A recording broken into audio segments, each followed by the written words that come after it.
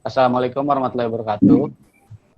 Di sini kami dari kelompok 5 akan menjelaskan tentang alur farmasi logistik. Perkenalkan, nama saya Rasa Dwi Maharani. Nama saya Sabila Putri.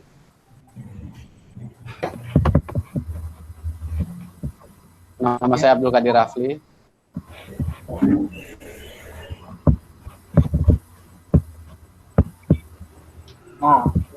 Nama saya Muhammad Kemal.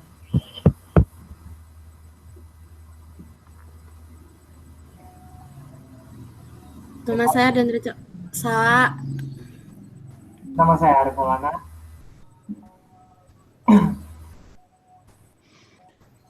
Mulai, Res.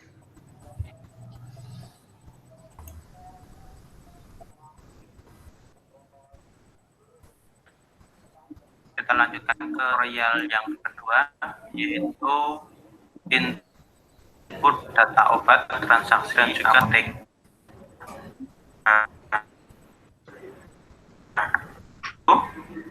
Lebih dahulu kita buka yang tadinya kita buka menu tarif layanan dan keuangan, yang sekarang kita pilih menu nomor 3, yaitu 4 transaksi inventory obat. Nah, untuk obat ini terbagi menjadi beberapa menu, yaitu ada supplier, satuan barang, konversi satuan, jenis obat, alkes dan BHP. Kemudian ada obat, alkes dan BHP sendiri. Ada stok 6 obat, mutasi obat, stoknya dan lain-lain.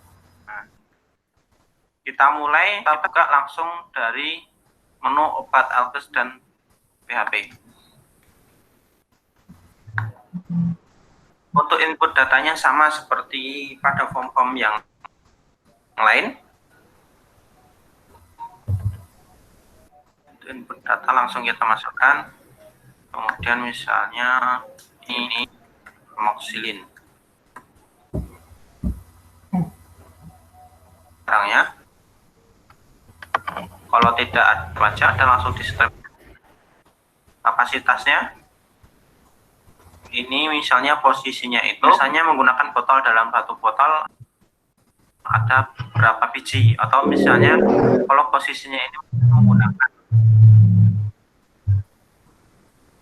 dalam satu ampul ada berapa mili, nah ini diisi lebih baiknya kapasitasnya nanti bisa digunakan kalau yang dipakai itu tidak secara full, hanya untuk injeksi, dengan injeksi untuk dengan dewasa.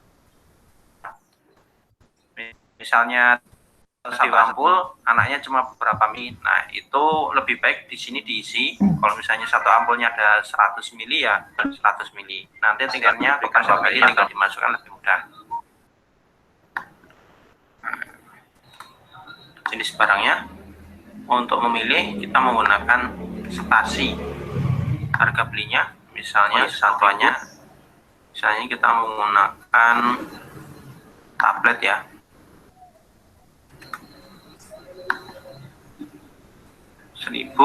ini biasanya otomatis. Untuk membuka pengaturannya ini, untuk membuat menjadi otomatis ini dari menu pengaturan.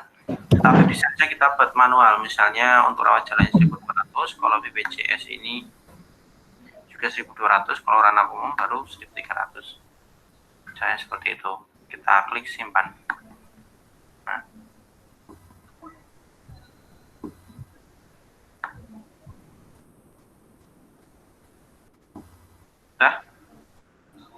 Untuk menampilkan stok, kita bisa menampilkan per bagian, per bangsal bisa, atau per apotek juga bisa. Caranya seperti ini, klik kanan. Nah, tampilkan semua stok. Otomatis nanti setiap obatnya itu akan menampilkan per bagiannya. Nah, ada di gudang berapa, di apotek berapa, kemudian di kamar juga ada berapa. Kemudian, kalau kita mau menampilkan per stok per lokasi, tinggal pilih. Kita mau mencari mana? Apotek, di pasti klik kanan, pilih tampilkan stok per lokasi. Kita pilih di sini misalnya gudang, kemudian kita klik spasi pada keyboard kita. Nah, di sini akan mencari yang gudang. Nah. Kemudian untuk obat sendiri ini bisa menggunakan sistem barcode atau menggunakan scanner barcode. Untuk cetaknya, kalau misalnya memang obatnya itu belum memiliki kode ininya, kode barcode-nya di bungkusnya, atau kalau buku ya namanya ISBN, kalau di obat ya nomor dagangnya. Nah, kita bisa pikirkan sendiri kalau misalnya memang dia belum punya barcode. Di sini ada barcode per barang. Nah, ini kira-kira ada berapa barangnya, bisa kita cetak misalnya 5. Oke.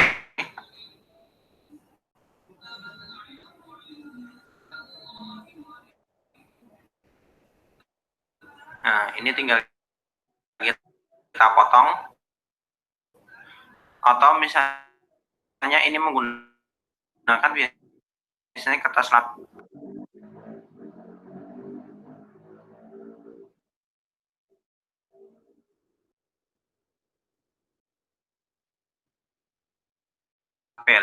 Kertas labelnya biasanya langsung seperti ini, ada 4 kolom. Ketika kita print langsung bisa kita tempel.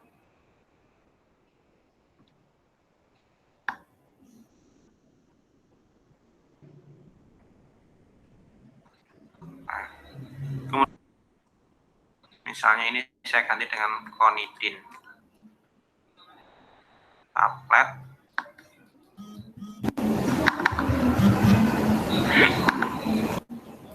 Saya klik ganti, nah seperti ini. Ini untuk obatnya. Terus kemudian kita ke supplier. Supplier ini adalah rekanan rumah sakit yang bekerja sama atau mensuplai obat ke tempat kita. Nah, misalnya nama suppliernya dari Kimia Farma. Kita klik simpan. Seperti itu. Untuk menghapus dan lain-lain caranya sama saja. Kalau kita mau mencetak ya tinggal kita cetak. Nah, seperti ini. Kita kembali ke menu. Terus kita masuk ke menu stok Om6. Nah, fungsi dari stok Om6 ini adalah memberikan nilai awal yang ada di bagian lokasi tertentu, misalnya di apotek. Nah, ternyata ketika kita mau memulai menggunakan SIM RS ini, apoteknya sudah berdiri dan ada beberapa barang yang memang sudah ada di situ. Untuk memberikan stok Om6, kita pilih terlebih dahulu lokasi, misalnya kita isi yang ada di apotek. Di apotek itu ada barang apa saja, apa barangnya itu ada jumlahnya, ada berapa saja, jumlah realnya kita masukkan di sini. Misalnya amoxicillin ternyata ada 10, kita masukkan 10. Terus misalnya Kalpanak ada 3, Onidin ada 6.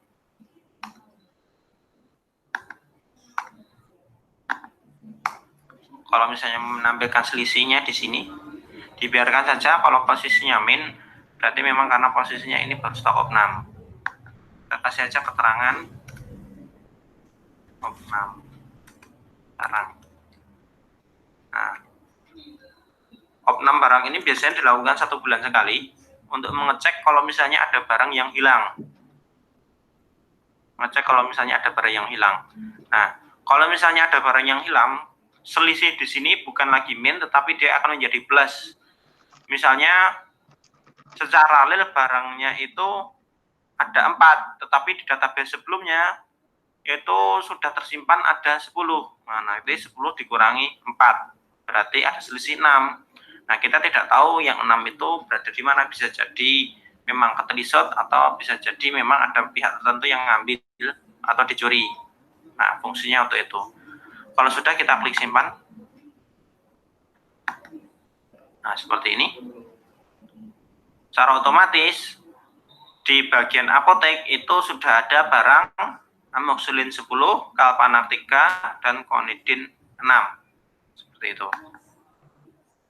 Kemudian, kalau sudah, setiap barang yang sudah diinput melalui Stockholm 6 itu bisa kita mutasikan, atau setiap barangnya itu bisa dipindah-pindah, misalnya dari gudang ke apotek atau dari apotek dikembalikan ke gudang dan lain sebagainya.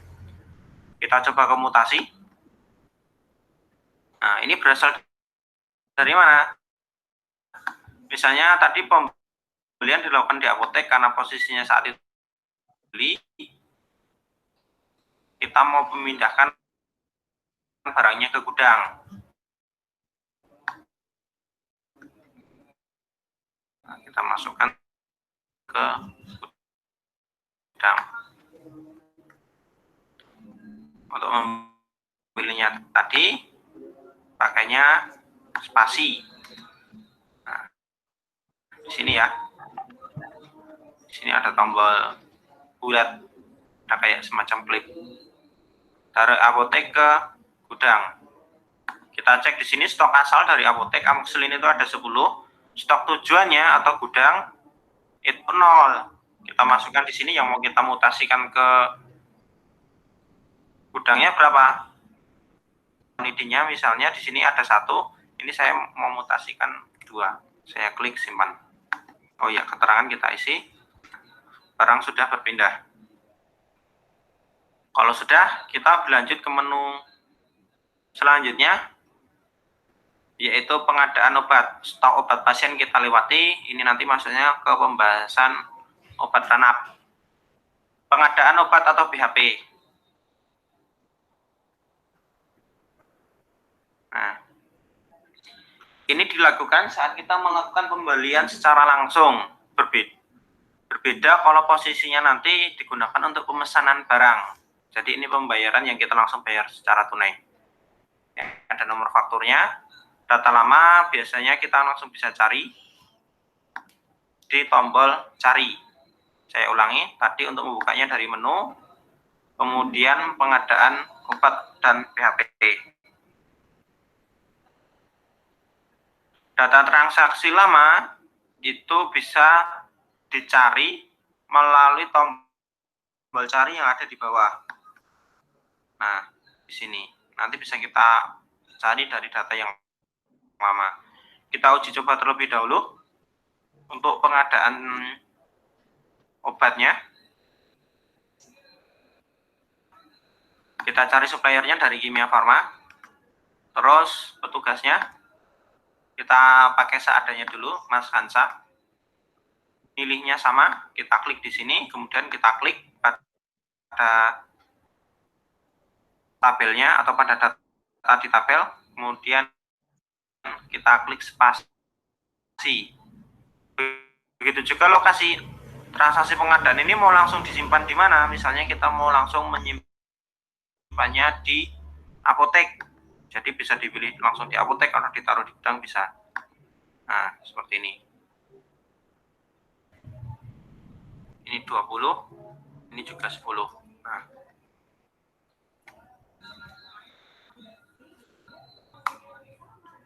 untuk mengeluarkan nilai barangnya di sini atau jumlah pembeliannya pada kode barang, setelah kita mengisi jumlah, misalnya 20, nah ini langsung kita enter aja di kode barang seperti itu.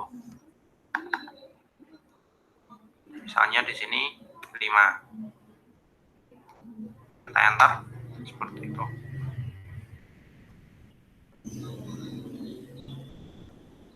Kemudian di sini ada kolom G, artinya ganti. Jadi dari pembelian ini bisa saja kita langsung sekalian merubah harga yang ada di harga pembelian dan harga jual yang ada di tabel barang tadi. Nah, kita klik di sini. Yang tadinya harga 1.000 misalnya, kok ternyata ada kenaikan harga, bukan lagi 1.000 tapi 1.200. Langsung kita rubah di sini. Kita enter. Nah,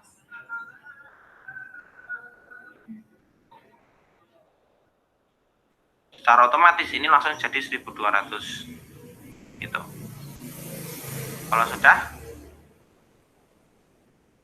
langsung kita simpan.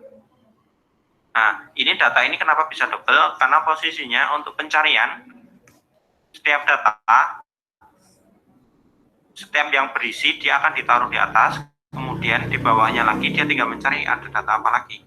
Gitu. Nah, seperti itu pencariannya. Jadi biar untuk mempermudahkan, kalau misalnya datanya ada banyak, kita tinggal masukkan keywordnya, amoxicillin, klonidin. Nah, seperti itu.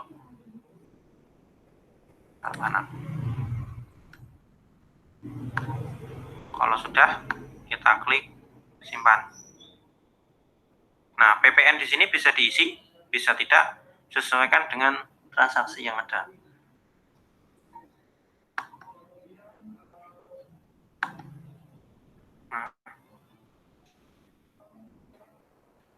Datanya sudah masuk, kita cek. Nah, kita refresh di sini. Ini keyword. Data barang yang masuk. Nah, untuk pencarian sendiri kita bisa nyari pencarian pembelian berdasarkan jenis barang. Nah, misalnya kita mencari yang bot adalah yang klonidin. Kemudian kita juga bisa saja mencari berdasarkan nama barang yang kita nyarinya yang amoxicillin saja. Ketika kita centang, nah amoxicillin tampil. Atau kita mencari berdasarkan nomor faktur, itu juga bisa. Tinggal kita masukkan. Atau kita mencari berdasarkan penggabungan. Petugasnya siapa, suppliernya siapa juga bisa. Seperti itu. Nah, kemudian untuk mencetaknya, kita klik pada tombol di sebelah bawah, ada tombol cetak. Seperti ini. Nah, untuk data pembelian sendiri, itu bisa kita simpan. Kita klik save. Nah, untuk pilihannya bisa kita cek di sini. Kita bisa menyimpan berupa docx atau dokumen Microsoft Word, atau single sheet atau XML atau Microsoft Office. Bisa juga ke PDF, CSV atau XML. Untuk menyimpannya bisa seperti itu.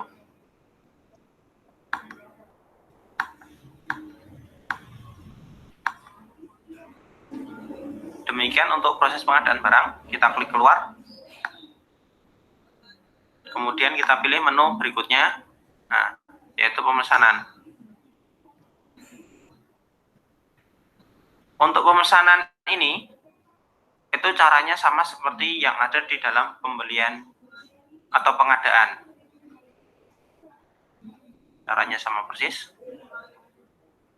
Sehingga kita lewati.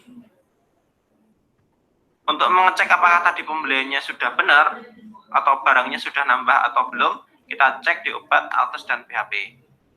Benar nggak barangnya sudah berubah? Kita tampilkan tadi kita melakukan pembelian di apotek. Kita tampilkan yang apotek. Nah, ini ada 16. Jadi data lama ditambah dengan data baru. Sudah berubah nilainya. Seperti itu. Kemudian untuk penjualan obat. Penjualan obat yang dimaksud di sini adalah penjualan obat bebas atau penjualan obat non resep atau pemberian obat kepada pasien yang tidak melibatkan proses tindakan dokter. Misalnya ada orang datang beli obat, nah lewatnya sini. Atau ada karyawan beli obat, dia nggak periksa, hanya butuh obat saja, maka itu dilakukan di sini.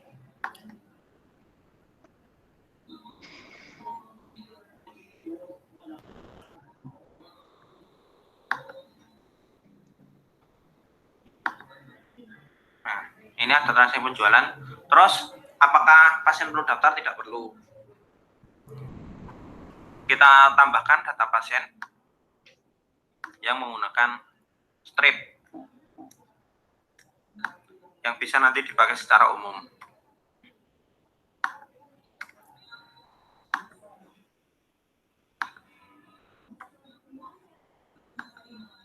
Nah, sudah. Nah, main ini yang kita pakai. Bisa dipilih di tempat yang tadi. Nama strip, kemudian untuk namanya bisa kita ganti-ganti dengan nama orang yang beli, kalau misalnya perlu ada nama, tapi kalau tidak bisa dikosongkan atau di strip. Bisa di strip kalau misalnya tidak ada orangnya. Misalnya kita ganti dengan nama Agus. Petugasnya masih sama, Mas Alhansyah. Lokasi barangnya ngambil dari apotek. Nah, misalnya Pak Agus ini datang, dia membeli amoxicillin 2, kemudian Conadin 2.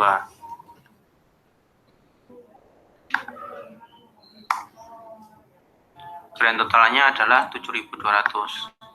Misalnya dia bayarnya pakai duit 8.000. Kalau misalnya kita mau butuh nota, kita klik simpan. Nah, kita klik nota. Nah, ini bentuk notanya. Tinggal kita print.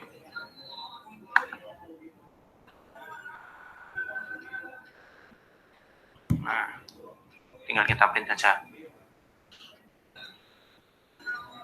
Untuk kebutuhan printernya itu bisa disesuaikan sendiri untuk lebar kertasnya. Kemudian untuk penjualan tadi, jangan lupa diklik simpan. Kalau sudah, untuk melihat data penjualan yang sudah dilakukan, kita klik cari. Nah, sudah ada di sini.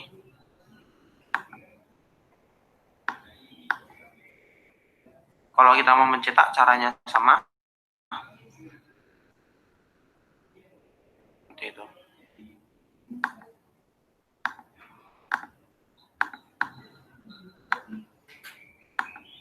Nah, di menu penjualan ini kita bisa mencetak ulang nota. Kita klik pada nomor notanya, klik kanan, kemudian cetak ulang nota.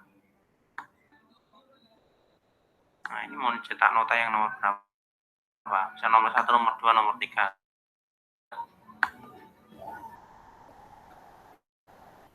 Oh, enggak. Itu. Ininya belum konfigurasinya belum ada. Atau tidak, kita mau menghapus data penjualan yang salah. Nah, klik kanan, kemudian pilih hapus. Penjualan secara otomatis barangnya pun juga akan ikut berkurang. Kita coba tampilkan lagi. Di kanan tampilkan stok per lokasi apotek. Nah, otomatis barangnya berkurang. Penjualan sudah, piutang sama seperti penjualan. Kemudian retur juga caranya sama, tinggal mereturkan barang saja. Kita cek pada keuntungan penjualan. Tadi kita sudah melakukan penjualan 2 barang. Nah, Conadin amoxicillin, harga jualnya untuk Conadin 280, harga beli aslinya adalah 1.600. Kemudian kalau kita cek keuntungannya untuk obat amoxicillin tadi dari 2 barang, itu ada 960 dan 720. Nah, keuntungan ini mengikuti harga yang terakhir kita masukkan. Jadi kalau misalnya ada data penjualan yang lama, itu tidak akan mempengaruhi data yang baru. Jadi memang beda harga.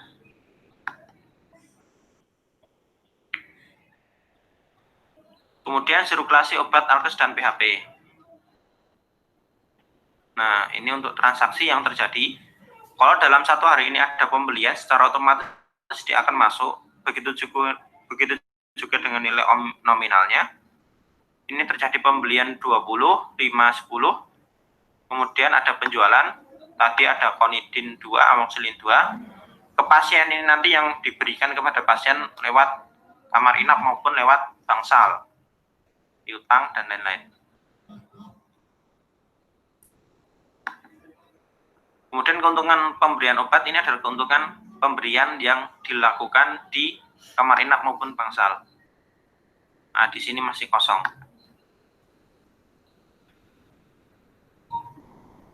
Demikian pembahasan dari menu apotek.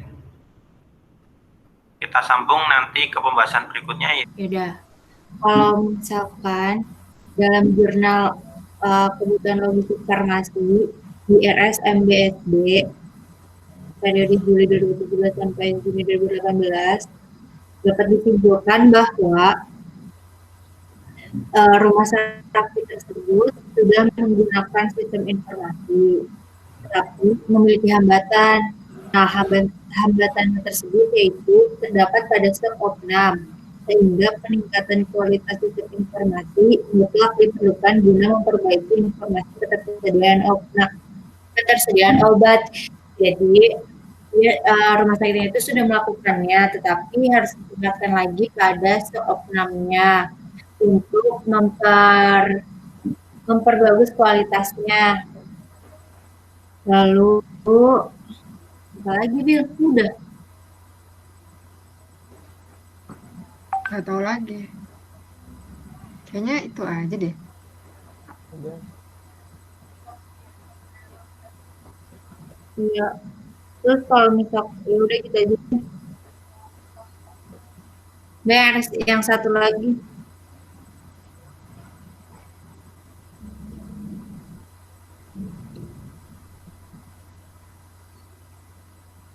Nah, tuh siapa itu?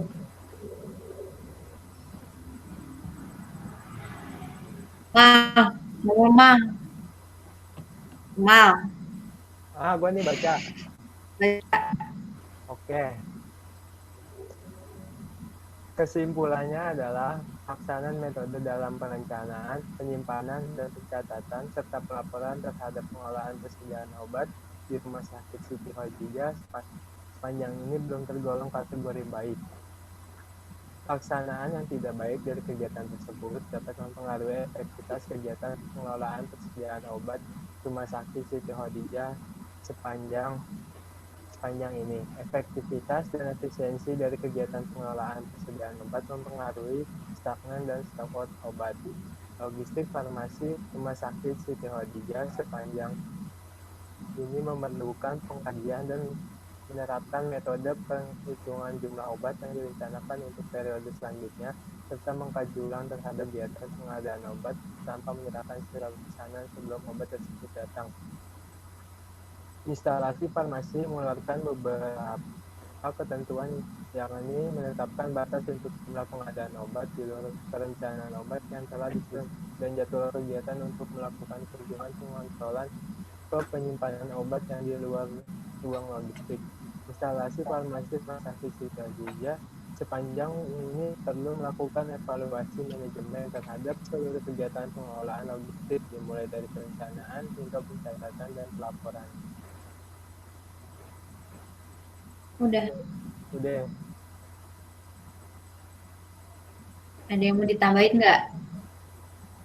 Ya, tidak. Bill. Gak tahu. Udah aja nih. Iya. Perbandingannya? Oh iya, perbandingannya. Oh, jadi tadi kalau rumah sakit yang pertama udah ada itunya ya, SIM RS ya. Ya, kalau rumah sakit pertama udah ada sistem informasinya.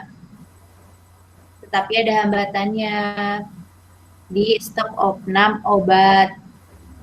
Maka dari itu, Rumah Sakit MBSD itu harus meningkatkan lagi kualitas stok opnamnya agar memperbagus kualitas tentang ketersediaan obatnya. Gitu. Kalau yang ini,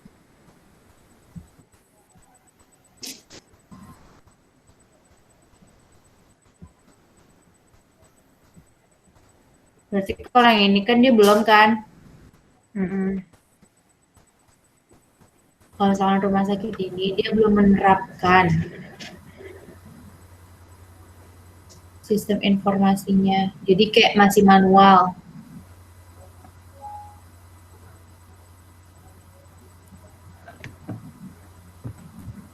Dan terus apa lagi?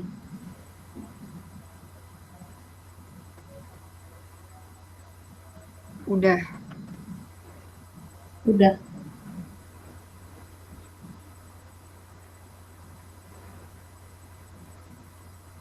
Kayaknya udah deh.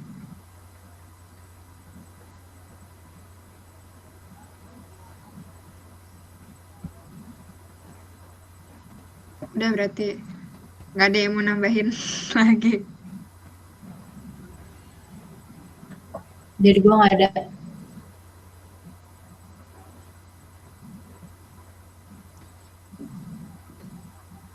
Gua stop ya.